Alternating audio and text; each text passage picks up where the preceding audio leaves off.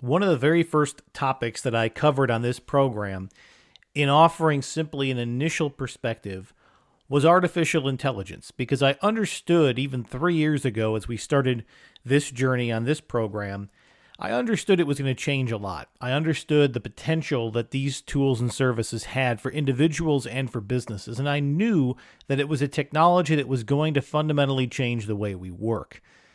But let's think about what I just said there. It was 3 years ago that I offered my first opinion on what it could mean to have artificial intelligence as a more regular part of our daily lives, with tools like ChatGPT, Gemini, Cloud, and others that all of us, for a relatively low or no cost, can interact with to make ourselves more efficient in our personal lives. That was 3 years ago. So in 3 years' time, we have seen the adoption. We've seen software vendors integrate some of these automation solutions. We've all played around with it. And many of us are finding good use cases and nice efficiencies. And the world is a bit different now. We're able to interact in a different way with technology. We're able to be more efficient. We're able to auto-generate email messages and meeting notes and light imagery, and we can play around with animations and help our imagination bring things to life that we don't have the skills to do ourselves. And the business world is quickly adopting these tools to offer new products to customers, to offer more and deeper insights into their own data systems, and to solve complex problems. And we're only at the tip of the iceberg.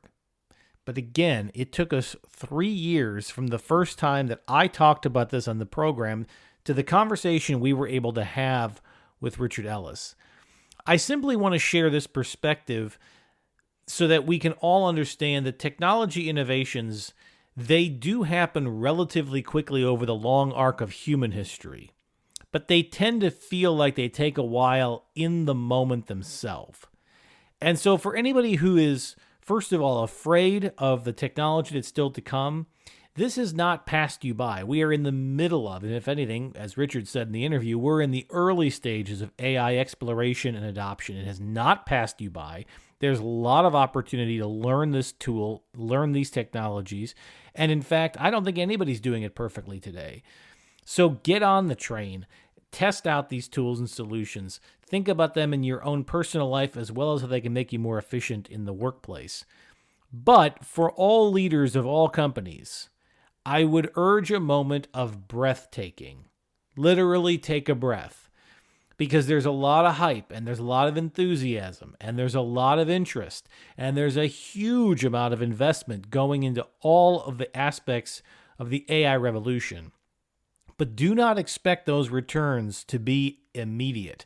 Do not expect a 6-month or a 9-month return. If you're a publicly traded company, don't expect to see all the AI savings pop up in a quarterly earnings report for whatever those are worth. These are going to be investments that pay off over years. They will show productivity gains in surprising ways that might be hard to measure in the early days. But it's not like this is a technology that will all of a sudden reach a point where there's mass adoption and all of the jobs that used to be done in-house by humans disappear all overnight. This is going to be a slow evolution that takes time, and years down the road, AI will be so integrated into all of our tools, systems, and processes that we'll barely notice it, much like computers are ubiquitous in an office today. But that transition doesn't happen overnight. It does take time. The payoffs take even more time. And I do think there's an awful lot of hype. Remember what I said 3 years ago, and I encourage you to go back and listen to those words, because I was just a layperson sitting back thinking about how I would use these technologies and how I think they might be beneficial. And I said at the time, I didn't really think AI would be able to replace a lot of human functions, but I believed AI would be able to supplement us and allow all of us to have our own little personal secretary, personal digital secretary, to do all of the things for us that executives have their administrative assistants do for them. And it will allow all of us to be more productive, to use our talents and resources to their best ends and not do a bunch of busy work. And I think AI has proven out to do that well. But I had always said that there was going to be a real challenge in replacing what humans do that's uniquely human, and that's our creativity, and that's our ingenuity, and that is our ability to adapt to each other as emotional creatures, not logical creatures. And I still think that holds true all these years later. The thing that makes us different than a machine is the emotion. It's not the logic. What AI will be able to do very well for us is to think through problems, to find logical solutions, to unstick ourselves from problems that our brains are having a hard time computing. But it doesn't necessarily bring that solution into human application. And that's what makes us different, what makes us unique. And I don't think there's any AI system today that has much of an emotional brain to it. The other element that I wanted to highlight out of all of this is it's natural for there to be optimism about the future and the efficiencies that can be gained. But the term human in the loop is now one you've heard on multiple episodes about AI. We heard it in our conversation around military applications, and we've heard it today with Richard in a business context. And if you go into other conversations we've had elements of that, whether it's talking about healthcare or other spaces, that there's always got to be a human in the loop to check the work of the AI agent. So this human in the loop process of decision making means that people still need to be an important part of controlling the AI so that the AI solutions don't control us. And that's the key to understanding where the efficiencies will be. It is going to make the people that we have more productive, and it will replace some of the lower value work that humans do today, but not most of it, because there will need to continue to be that human in the loop, if only to ensure quality, to ensure ethical usage, to ensure proper application, to ensure privacy protections. There will still need to be people with their hands driving this technology, but it will allow us to do more with less, which is what our societies around the world have always needed and will need.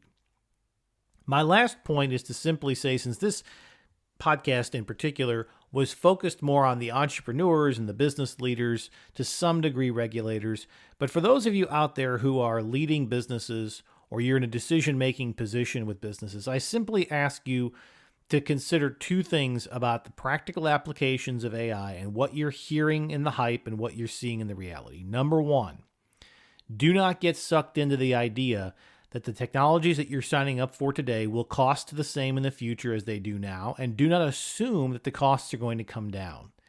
It is very possible, if not likely, that there will only be one or two big winners in the AI race.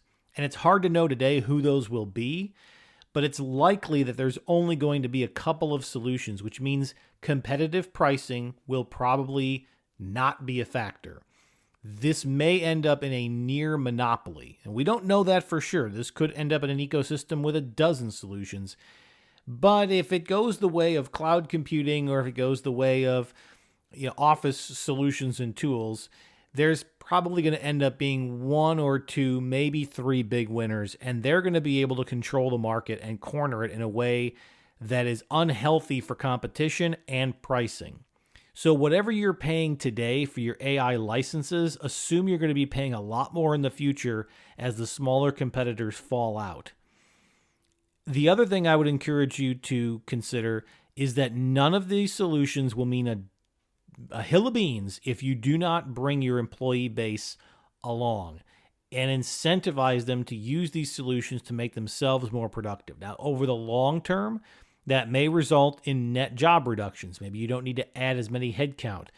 But the idea that you're going to be able to replace 20% of your workforce and achieve some great savings and implement a much cheaper AI solution, if that's the right thing for your business, so be it. But do not position that as a cost savings, because within 2 to 3 years, it is highly likely that the very AI licenses and softwares and solutions that you use to replace those people will end up costing your company more than the total headcount of the people who were doing those jobs before.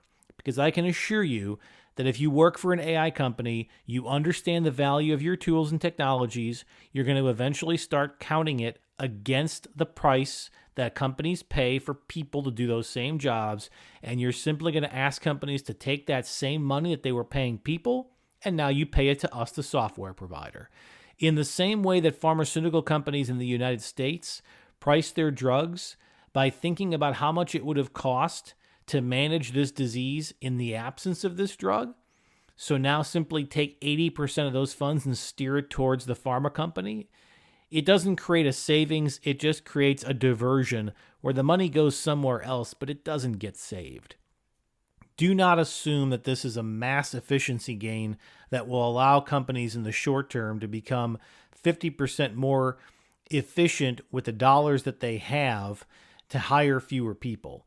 What's more likely is that you become more productive per employee, and in that way, you might be able to generate more revenue per employee. But the idea that you can just eliminate 10 to 15% of your workforce and save instantly in that way, you might be able to in the short term, but those gains will be quickly wiped away by the increasing cost of maintaining your AI solutions and the subscription fees that are going to go through the roof.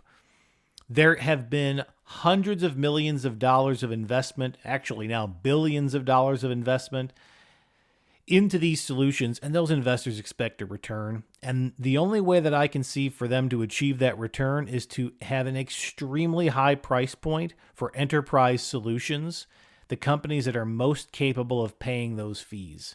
Because they're not going to get them generally from individuals, except in a few fringe cases. But they know businesses and governments are where the money is. And that's where they're going to go to find their profits. And they have to find them, or the whole system falls apart and all the investments go to zero. So there's a lot of red flags, a lot of things to be mindful of as we go through this cycle, but also a lot of optimism. And I'll simply reemphasize as we close the show today, the point that Richard made and that I made at the end of the interview. This is a dilemma for those of us who are a little bit older and are thinking about how to adapt our lives for AI. But for the younger generation, for younger people, for folks in school now, whether they're in elementary school, secondary school, they're maybe in college, they're digital natives. They're going to adopt this technology rapidly, and they are going to bring solutions that we never thought possible, and they're going to build entire businesses and ecosystems around it. So we should be concerned about young people for a whole variety of reasons, but I would not be concerned about them for the technology. They've always been early adopters. They've always found ways to make the tech work for them. We probably should be a little more concerned about those executives who did not grow up with this tool, don't understand how to use most of it, and are going to be lapped very quickly by their kids and by the youngsters in their companies who know how to use the technology but might not have the strategic vision to get the most out of it. Marrying those two things together will be when society gets the biggest benefit. But for right now, I wouldn't be too concerned about the next generation. I think they're going to be teaching all of us the true value of these tools, and I believe they'll do it in an ethical and safe way that advances human experience, doesn't detract from it.